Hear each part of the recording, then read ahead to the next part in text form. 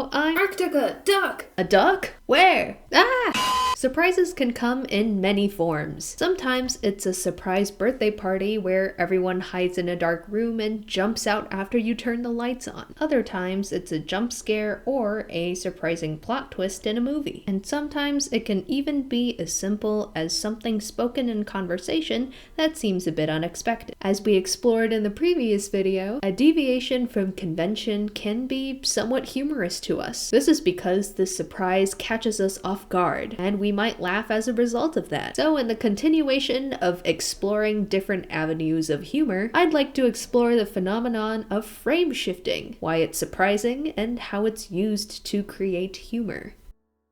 Before we jump into analyzing the how, it's important to first get an understanding of what exactly frame shifting is. According to an article written by Tony Veal and colleagues, frame shifting is defined as a sudden and radical reorganization of the cognitive model of the message level representation. To the average viewer, whatever I just said probably made less sense than an empty vending machine. So in essence, what a frame shift is when the way you are thinking about one situation is suddenly shifted in a way that gives the preceding context a new meaning. A classic example of frame shifting would be an example that Brown provides in their article. When I asked the bartender for something cold and full of rum, he recommended me his wife. In the context of a bartender offering a drink recommendation, someone initially hearing that statement might expect a response from the bartender to be that of an actual alcoholic beverage one may find on a conventional menu. But instead, the actual response given was a snarky insult to his wife, which changes the perceived intentions of the first part of the sentence. In Ying Wu's article, they describe this process of getting a frame shift joke as this process of revision of initially primed expectations, as seen in this example.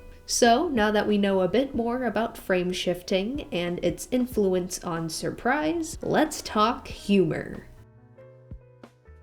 I've already covered a couple of different definitions of humor in a previous video in this series, so if you would like to visit that, I will link it in the card at the top right corner of the screen. In this video, I'll be introducing a new conceptualization of humor that will include 3 different ways humor emerges. In an article written by John Meyer, he cites a definition of humor as a cognitive experience that requires a person to redefine a proposed reality, which often results in a laughter response. He claims that humor emerges in 3 basic forms: relief, incongruity, and superiority. Relief is what it says it is. It offers some release of tension provided in the source context. Superiority is often the result of laughter at someone who may be inferior in some way. The incongruity theory is what will be the focus of the video today, as incongruity means laughter at something that comes as a surprise. When some difference is noted or some expectation is violated, it is often perceived as humorous. This element of surprise is often a key to humor, as someone who may be familiar with a punchline may find a joke less funny or even irritating. As a matter of fact, Gregory Bryant and Raymond Gibbs Jr. found that cognitive linguistic researchers consider frame shifting as the process of resolving incongruity, which allows humor to take place. These jokes also often take more cognitive effort in order to resolve. When running tests that scanned brain waves and eye movements, it was shown that these jokes elicited a larger amplitude response, and people often did a double take on the previous context of the joke as possible evidence of an attempt to shift the viewer's frame of mind when reinterpreting the joke. One amazing example I couldn't help but include was this absolute gem I encountered while reading the article. Actually mean given what they originally said. Example, I tried to snort Coke, but the ice cubes got stuck in my nose. So how exactly do you go about constructing these back-bending knee slappers? Well, in an example illustrated by Ying Wu, they start off a joke with a partially completed sentence. The replacement player hit a home run with my, which establishes context and setup for linguistic terms that may relate to baseball, such as bat. But they finished the sentence instead with the frame-shifted punchline, which now reads, "The replacement player hit a home run with my girl," which has now shifted the entire preconceived frame from baseball terms to romance. Wu also details that response to frame shift jokes used in more conversational situations can also be affected through metacognitive signals such as the tone of voice, body language, environment, and much more. Since most studies are done through the cognitive processing of written jokes, there are a lot of other factors that can contribute to the humor of these jokes. Now that we have a much better understanding of how humor stems from the use of frame shifting and how frame shift jokes are constructed, I will now put all of this information I have learned to the test and attempt to make some frame shift jokes of my own and interview some people to get their live reactions to my own frame shifts.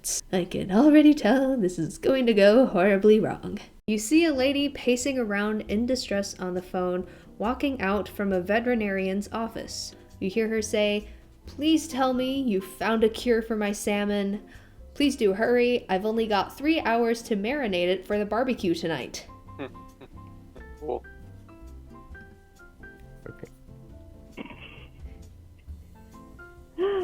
That's something. "I made a few paper cranes to help me and the boys get through work today. Unfortunately, they kept ripping when I tried to use it at the construction site." Okay, that one did get me. That one's really good. I really like that one. Thank you. I don't understand that one. I didn't get it. Okay, so paper crane, the origami birds. So you know the big crane that they use to like lift things? A paper crane, but it kept ripping at the construction site because, you know, paper can't pick up, you know, steel and bricks. So like the little origami. Oh, god damn it. And like construction worker cranes.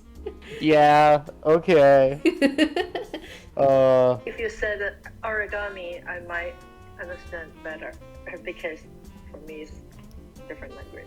Did you hear that Helen kicked the bucket last week? That's such a shame since now she won't be competing in the next game. Praying that her broken ankle heals quickly. Okay, I get that one. Yeah, I get that one. Okay.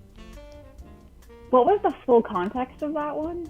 Kicking the bucket is like a phrase to mean someone passed away. Yeah. Also meant literally someone kicks a bucket and they To literally hurt kick their- the bucket. Okay, Yeah. I guess I can see that now. Okay. Carla, mother of two, enters the living room where she hears loud dubstep music blasting through the speakers. Her youngest son, Sam, shouts, "This is my jam!" Carla, confused, asks, "But I thought you hated dubstep." And Sam shouts back, "No, Mom, Steve is trying to steal my jar of strawberry jam."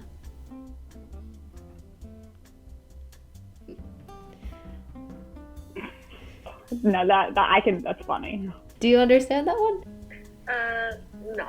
Okay, so "This is my jam" is like when a song comes on, you really like it, you're okay, like, yeah. "This is my jam." And this one, fighting over a jar of strawberry jam. "I hate waking up early. My mom keeps telling me that the early bird gets the worm, but it's gonna take a lot more than candy to convince me to wake up early." Oh, that was good. I was like, oh, there's lots of ways that can go, but I wasn't expecting it to go there. Like even into ready for a surprise mindset. Why candy? Worms, like earthworms, but there's also gummy worms. Gummy worms are candy, okay. so it's like, you would think the punchline would be earthworms, but I changed it to candy. So it's like, frame shift. Gummy worms. Gotcha. Yeah. Oh, like a candy worm. Yeah. I hope you guys enjoyed that little interview section. As per usual, I will be listing the full example breakdown in the video description below if you would like to know a little bit more. As someone who has always looked up to people who seem so effortlessly funny, I've always wanted to take a moment to really dive into what exactly makes something funny and how different forms of humor work. Even if every attempt just leads me to find out just how bad I am at being funny, I'm still not gonna give up. And hey, maybe this video and short video series years of me diving into the mechanisms of humor will inspire you to also really dive deep into the nitty-gritty research of a subject that you're passionate in, and maybe give it a shot yourself. And if not, at least you've now learned a thing or two about what makes frame shifts so entertaining to us. Feel free to make your own frame shift jokes too, and share them in the comments below. Thanks for watching. Infinite love and gratitude. Ciao!